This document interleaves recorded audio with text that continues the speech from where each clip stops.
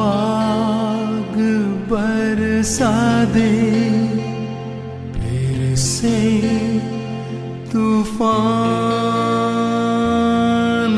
आने दे। तेरी महिमा से, तेरे सामर्थ्य से फिर से तू अभिषेक कर दे।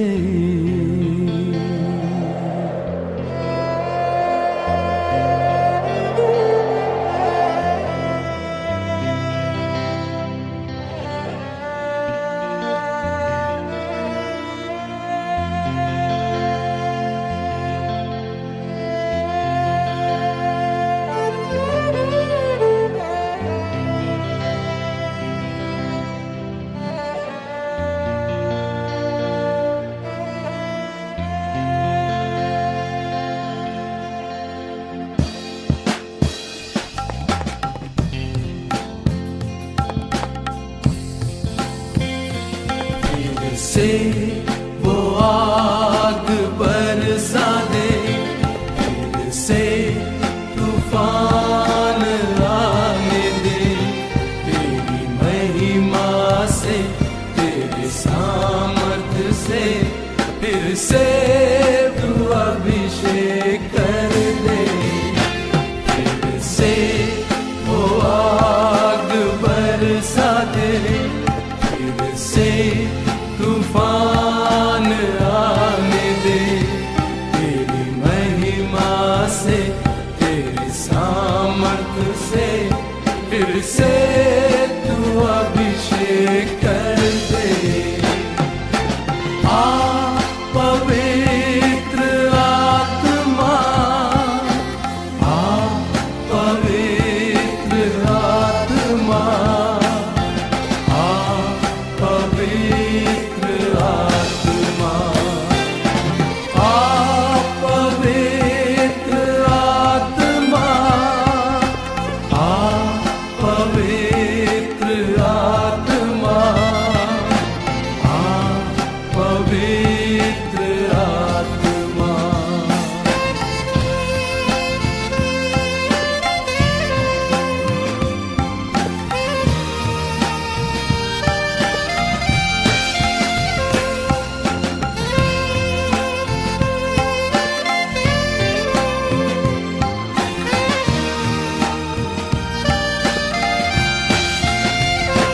बहने दे उस हवा को, छू ले हर एक दिल को। तेरा दर्शन हमें मिले, करते हैं प्रार्थना तुझसे।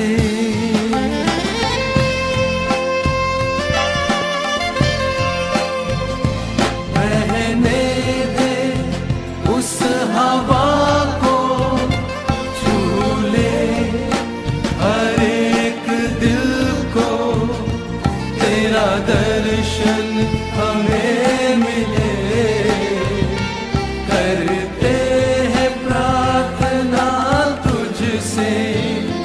तेरी महिमा से, तेरे सामर्थ्य से फिर से तू अभिषेक कर दे।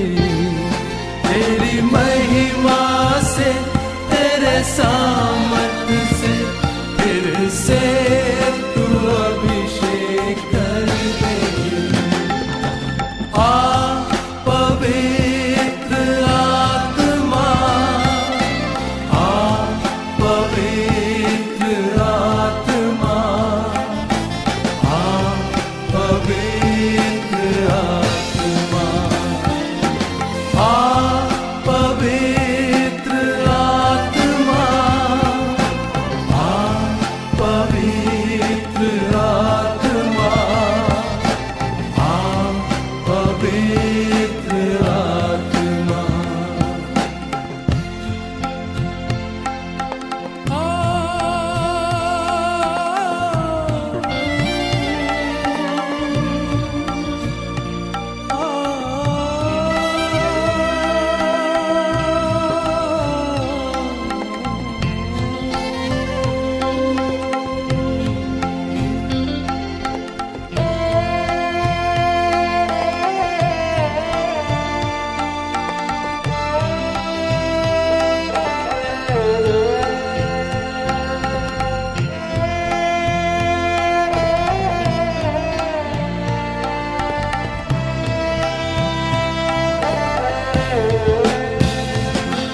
बदल दे मेरे मन को, दे आशीष इस जीवन को, तेरी करुणा हम पे बरसे, अपने मार्ग पे चला हमको।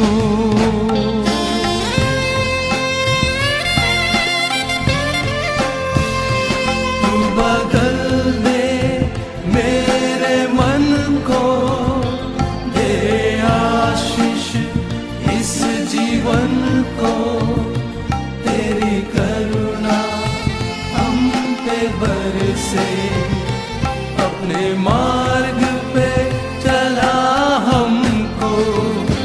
तेरी महिमा से, तेरे सामर्थ से, फिर से तू अभिषेक कर दे। तेरी महिमा से, तेरे सामर्थ से, फिर से तू अभिषेक कर दे। आ पवित्र आत्मा, आ पवित्र आत्मा, आ पवित्र आत्मा, आ पवित्र आत्मा, आ पवित्र आत्मा, आ पवित्र आत्मा। से वो आग बरसा दे, से तूफान आने दे, तेरी महिमा से, तेरी सामर्थ से, फिर से तू अभिषेक कर दे।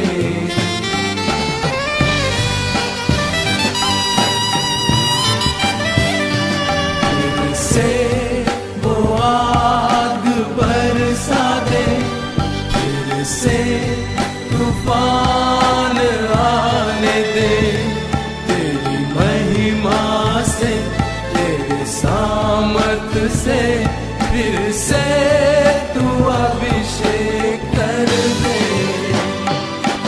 आ पवित्र आत्मा, आ पवित्र आत्मा, आ पवित्र आत्मा, आ पवित्र आत्मा, आ पवित्र आत्मा, आ पवित्र आत्मा।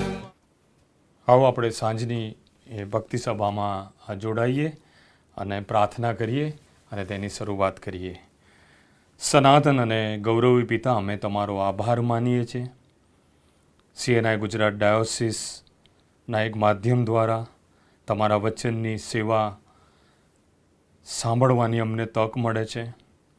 તમામ પરિસ્થિતિમાં પ્રભુ પિતા, એ વચન અમારા હૃદયને સ્પર્શ કરે છે. અમે હૃદયથી અમે તમારો આભાર માને છે, સ્તુતિ કરીએ છીએ અને પ્રાર્થના છે કે આજની આ સાંજની સંગત અમારા માટે આશીર્વાદિત કરો.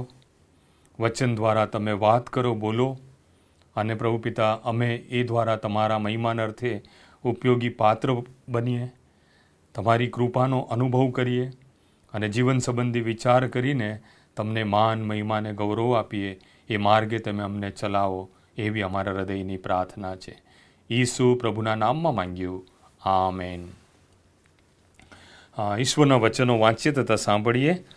નીતિવચનનું પુસ્તક અને તેનો 3 અધ્યાય 5, 6 અને 7 કલમ આ પ્રમાણે આપણને કહે છે, તારા ખરા હૃદયથી યહોવા પર ભરોસો રાખ, તારી પોતાની અક્કલ પર આધાર ન રાખ, તારા સર્વ માર્ગમાં તેની આણ સ્વીકાર, એટલે તે તારા રસ્તા પાદરા કરશે.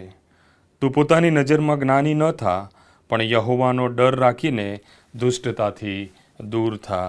પ્રભુ એના વચનોને આશીર્વાદિત કરે. આવો ફરી એકવાર આપણે પ્રાર્થના કરીએ અને પ્રભુના વચનોમાં આપણે જઈએ. પવિત્ર પ્રભુ, આ સમયે અમે તમારી પાસે આવીએ છીએ. તમામ મુદ્રાઓને તોડવાને માટે શક્તિમાન અને દદીપ્યમાન છો. અને પ્રભુ, પવિત્ર આત્મા અને તેનું આચ્છાદન, તેનો અભિષેક અને પવિત્ર શાસ્ત્ર બાઇબલના ગૂઢ રહસ્યો છે, મર્મો છે, તેનું તે સ્પષ્ટ પ્રકટીકરણ આપે છે. ત્યારે તે દિશામાં તમે અમને દોરોને ચલાવો. આમ પ્રત્યેકની સાથે વાત અને વ્યવહાર કરો.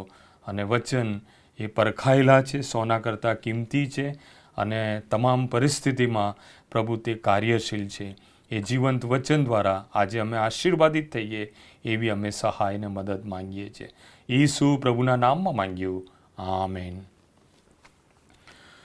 નીતિવચનમાંથી જે વાંચવામાં આવ્યું, સુલેમાન રાજા એણે લખ્યું છે. અને સુલેમાન રાજા સંબંધી થોડો વિચાર કરીએ તો પવિત્ર શાસ્ત્ર બાઇબલમાં તે ખૂબ જ મહત્ત્વનું એક પાત્ર છે.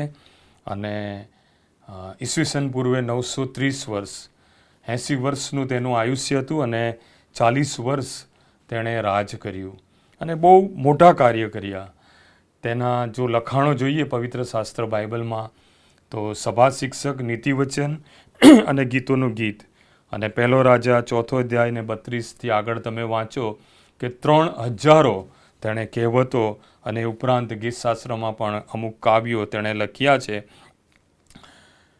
સૌથી જો અગત્યનું કાર્ય કર્યું હોય તેણે તો આ પૃથ્વી પર દેવનું ઘર યરુશાલેમમાં પ્રભુનું મંદિર તેણે બાંધ્યું. અને તે સમયકાળ દરમિયાન ઈશ્વરે તેની સાથે વાત કરી સ્વપ્ન દ્વારા, પ્રેરણા દ્વારા.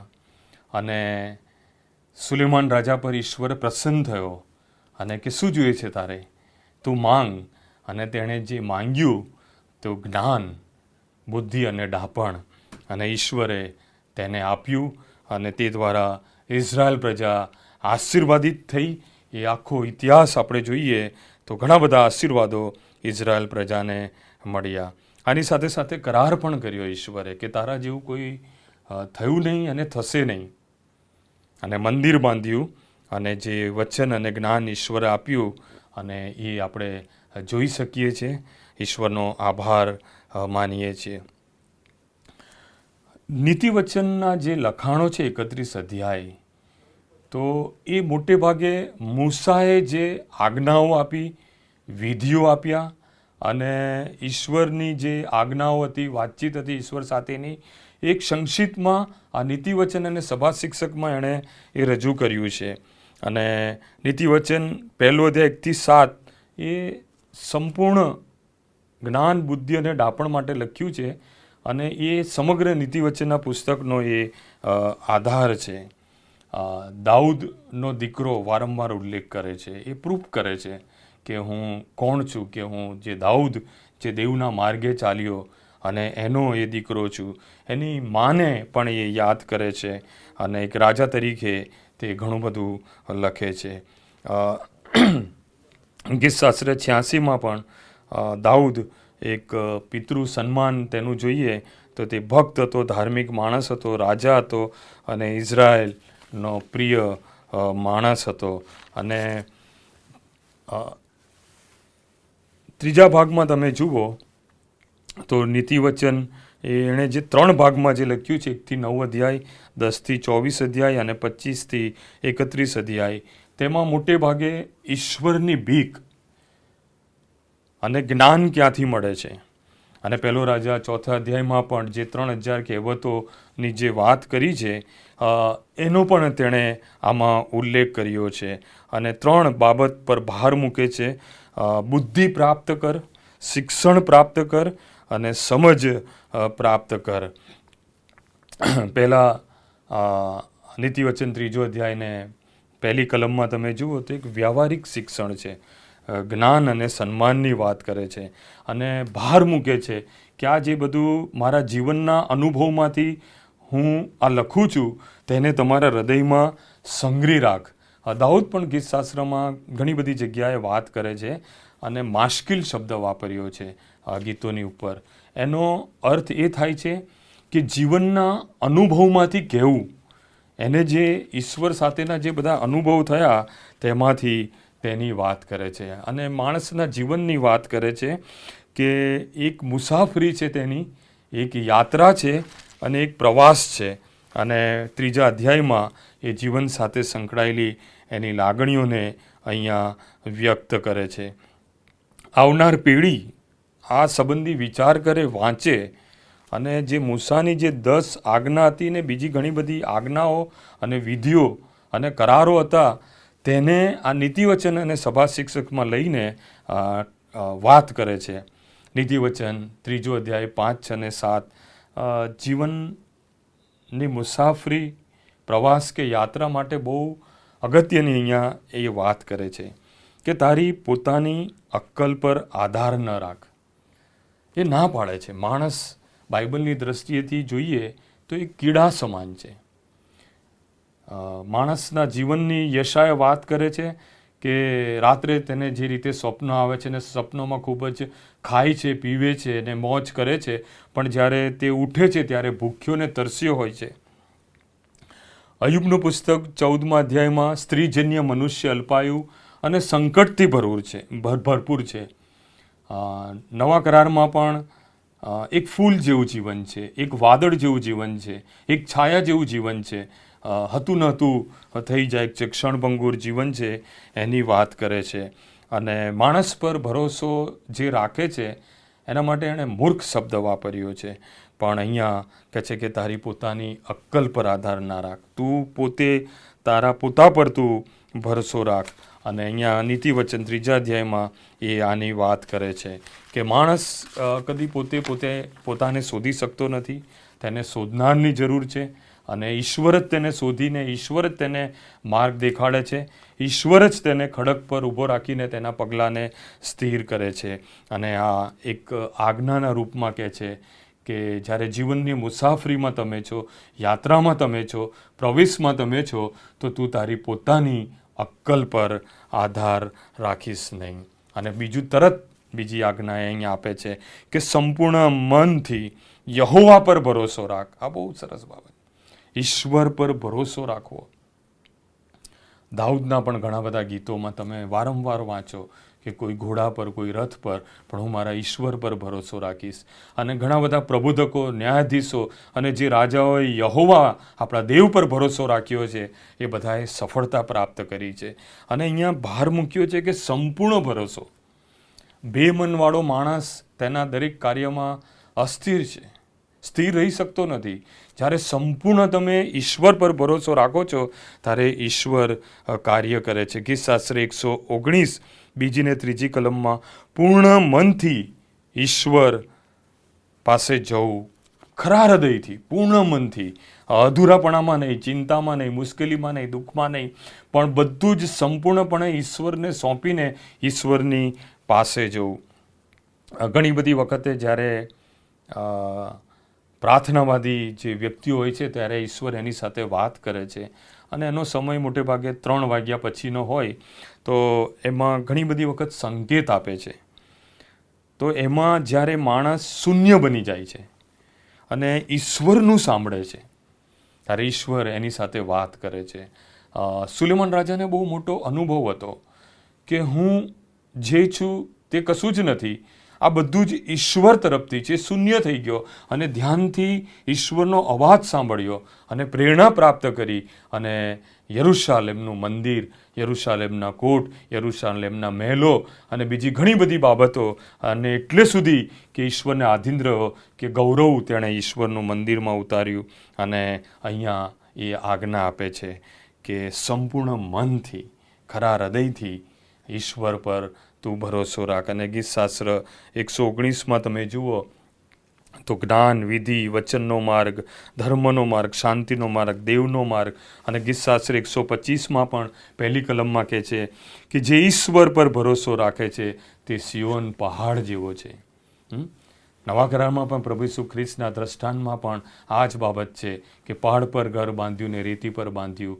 અને જે ઈશ્વર પર ભરોસો રાખે છે કે છે ગમે તેટલા વાવાઝોડા, વરસાદ, તોફાન આવે પણ એ પહાડ કદી ખસવાનો નથી, તૂટવાનો નથી અને એ મુશ્કેલીમાં કે છે કે એ ઊભો રહેવાનો છે. જીવનના માર્ગની વાત કરે છે. ત્રીજી બાબત કે સ્મરણ કરીને કે યાદ કરીને કે છે કે ઈશ્વરનો આભાર માન. બહુ સરસ છે કે ઈશ્વરે તારા જીવનમાં જે કંઈ કાર્ય કર્યું છે એને તું વિસરી ન જા. દાઉદ રાજાની તમે પ્રાર્થના જુઓ કે પ્રભુ પિતા હું ક્યાં હતો અને કેવો હતો અને ગોવાળ્યો હતો અને ક્યાંથી ક્યાં તું મને લાવ્યો. હાન્નાની પ્રાર્થના પણ કે કેવી પરિસ્થિતિમાં અમે હતા અને કહે છે કે ઉકરડામાંથી ઉઠાવીને અમને સિંહાસન પર બેસાડ્યો અને આશીર્વાદ આપ્યો. અને ઈશ્વર ઘણી બધા આશીર્વાદો આપણને આ રીતે આપે છે. તો કહે છે કે નીતિવચન 3 અને 6 કહે છે કે સ્મરણ કરીને, એટલે કે એ પ્રાર્થનામાં હંમેશા યાદ રાખ.